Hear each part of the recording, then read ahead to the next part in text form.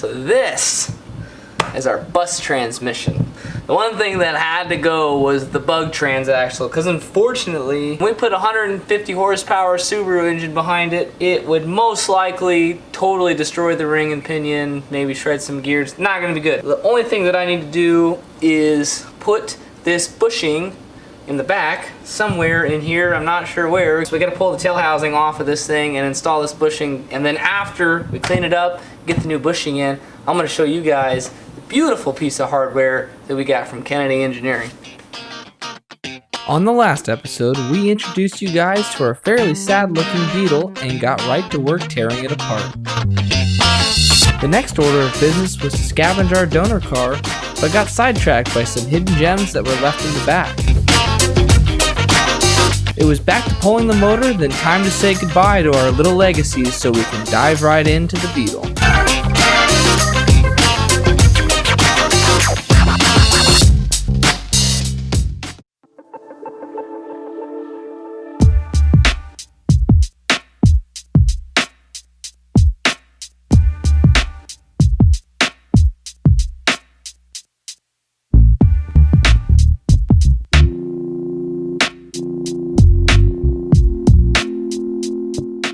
Okay, so I figured out what's going on in the tail shaft housing here and our transaxle. And this is like one of our little shifting linkages here. This is where that little bushing goes, the steel one. This was the old one, or what's left of the old one. It used to be nylon, so that's why we'll upgrade it to steel, because this thing otherwise just kind of slops around in there and you don't get very good shifts. The other thing I've gone ahead and done is replace, there's a bushing that goes in the back of this. Obviously it's smashed because I pulled it out.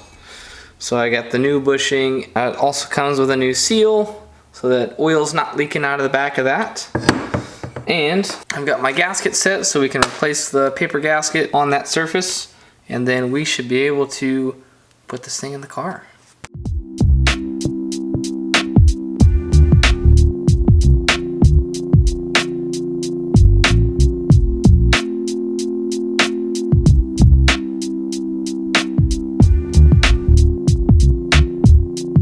With our transaxle squared away, it's time to mount the donor motor up on the stand and do a proper assessment of its condition.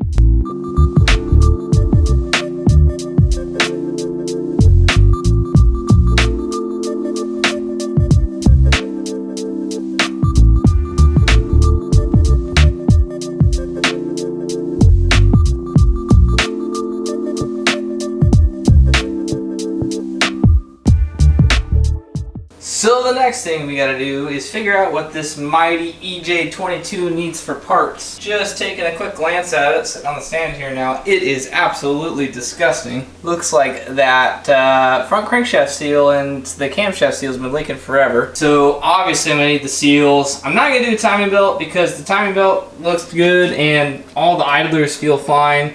And this is a non-interference motor, so I really don't care.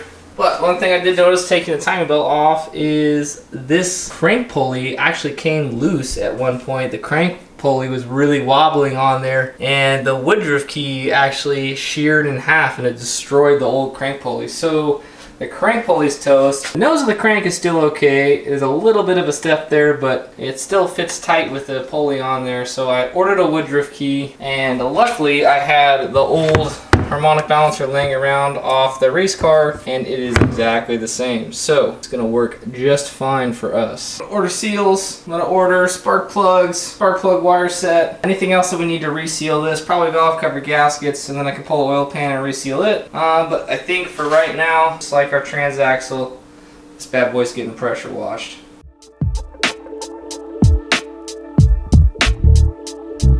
After a deep cleaning and proper resealing, the EJ motor gets its final reassembly.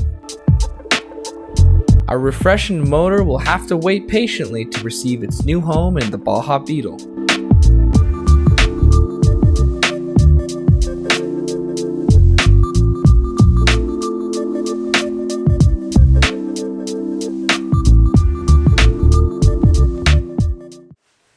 Alright, so before we can drop the power plant and the bus transmission into this beast, there's a couple things that we need to take care of on the chassis because this car sat for 6 years without any service. So there are some things that are not doing well. Fortunately, taking this thing apart, the drum hats and the shoes actually look like they're in really good shape. So someone may have done a brake service at some point a long time ago, but because it's been sitting for so long, the pistons are seized in the wheel cylinders. So got new wheel cylinders.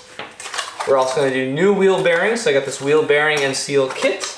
New ball joints because all of the ball joint boots are cracked. Looks like the tie rod boots are okay. So we're just going to do the ball joints. And I've also got a new set of extended shocks here with this little helper spring. Helps the torsion bars stay sitting a little bit higher, and this is what actually gets you your lift. So we're going to get to work rebuilding the front end, and then we're going to move to the back.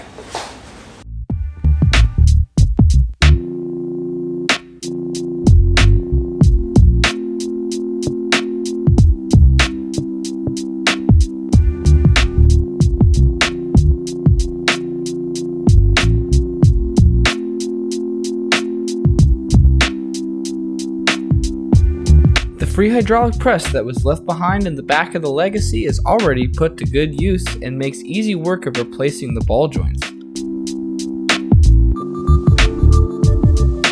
After pressing the new bearing cups into the spindles, the bearings get hand-packed with grease before installation.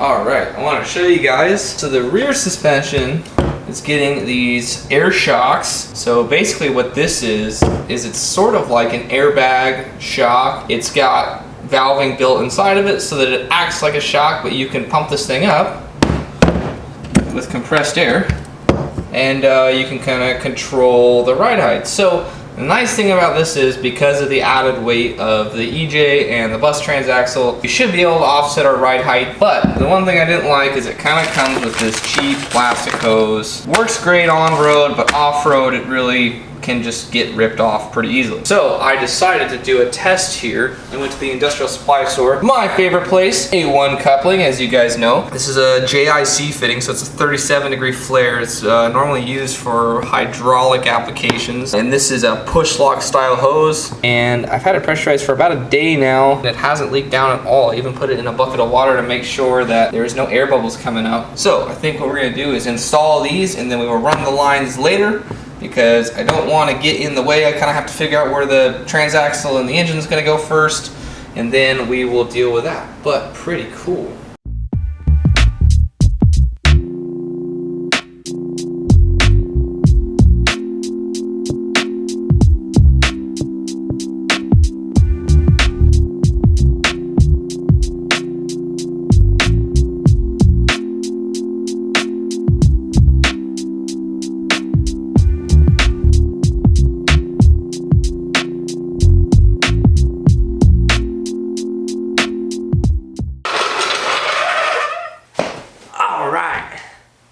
So, it is time to install the transaxle. I have bought this kit, which hard mounts everything, which means it's going to be very noisy. That means the engine and the transaxle is going to be completely hard mounted to the shoehorns, which is the back part of the frame that connects the rest of the bug. It's going to be pretty gnarly, but that's okay. It's an off-road car, so that's what we're going for. The other thing that this kit actually provides is these straps. There's a band here that goes over this part of the transmission, and then there's another front mount here that ties over the transaxle, somewhere about in this area. Let's get started.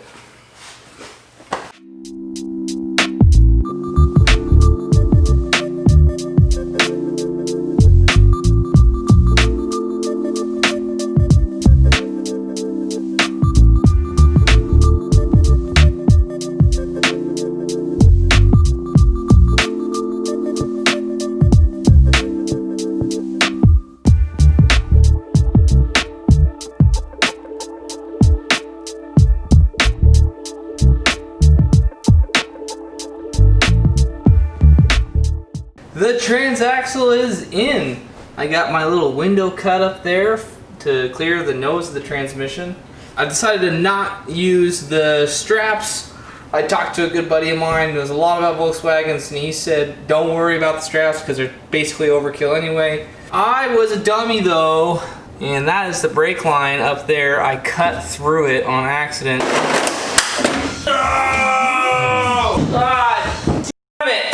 Oops, that's okay. We'll fix that later. Other thing that's done now too, see the hole I cut here? Got the shift linkage attached there, and look at this. We shift! Beautiful!